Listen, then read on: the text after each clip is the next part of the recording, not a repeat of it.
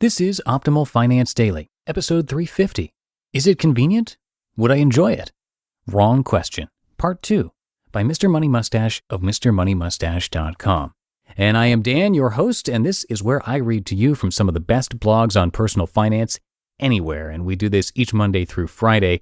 And today's post is a continuation from yesterday's. That's episode 349, so make sure to check out that episode first so everything makes sense to you. Speaking of making sense, it makes a lot of sense for you to sign up for our email list by tonight because that's when we will be doing another drawing for a book at midnight. So just come by oldpodcast.com and enter your email address there to be in that raffle for free. I'll give you a quick reminder at the end of the show, but for now, let's hear the rest of MMM's post as we optimize your life. Is it convenient? Would I enjoy it? Wrong question. Part 2 by Mr. Money Mustache of MrMoneyMustache.com. One of my friends has a $75,000 motorboat. I have more than enough money to buy a boat just like his and park it next to him in the marina. I wouldn't even have to come out of retirement to be able to afford this purchase. But yet somehow I don't even want a motorboat. Even with 10 times my current wealth, or 1,000 times, I still would not want the boat, or a luxury car, or even a bigger house. This freedom from desire is actually making me richer, because it allows me to focus on things other than things. And as it turns out, wanting less is an age-old recipe for having a much better life. But to believe it, you need to have control of your own mind at first.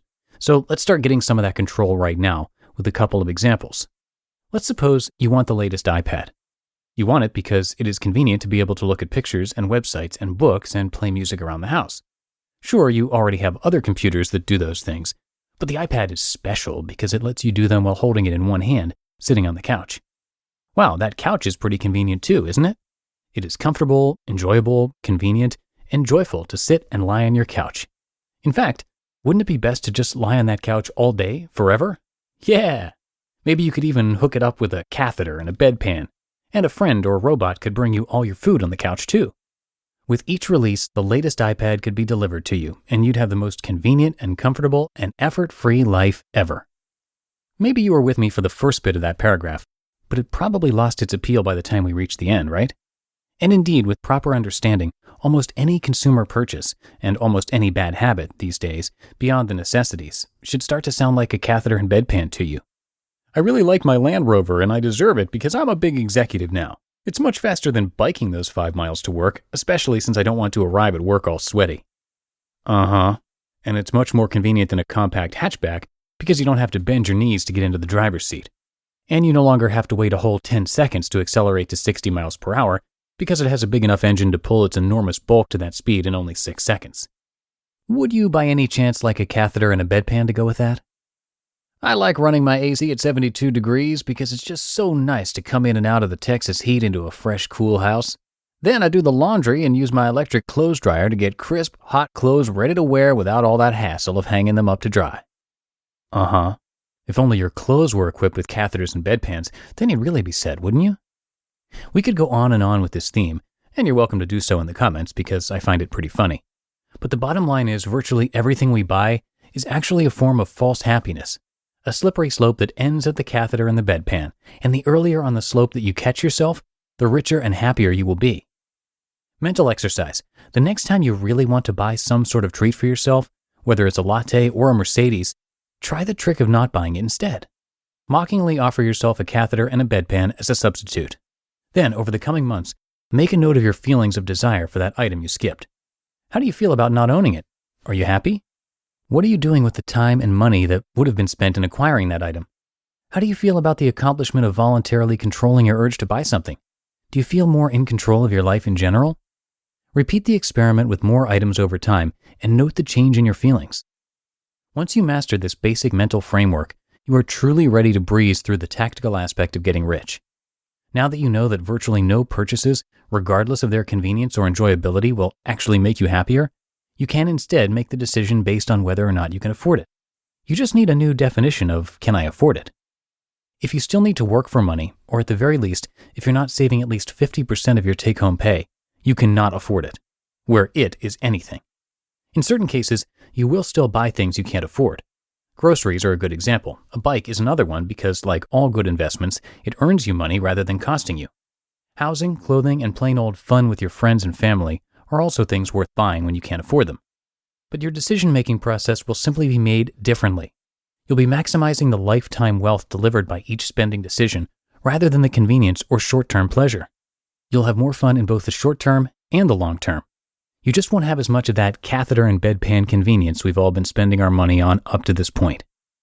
Only by gaining control of your mind and the conveyor belt of false desire it serves up can you get true freedom in your life. Freedom, unlike convenience, can really bring happiness. It's a bit dizzying and maybe even a bit difficult. But once again, it is the good kind of difficulty. So, who's up for some difficulty? You just listened to part 2 of the post titled, "Is it convenient? Would I enjoy it?"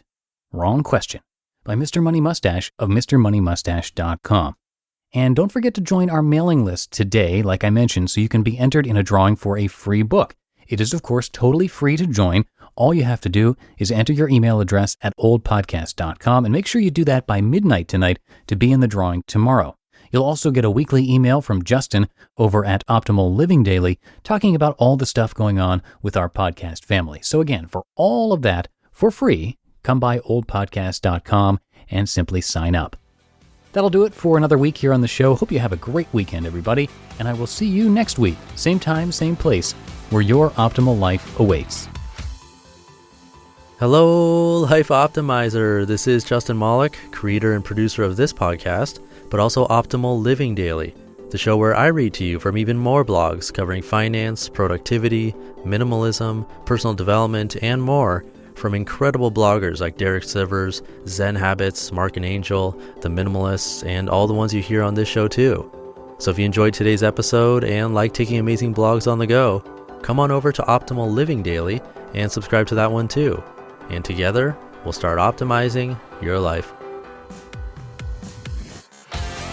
You've been listening to Optimal Finance Daily. Be sure to hit the subscribe button to stay up to date on each new episode, and head to oldpodcast.com, that's OLDpodcast.com, for a free gift as well as more actionable tips and resources to help you maximize your potential.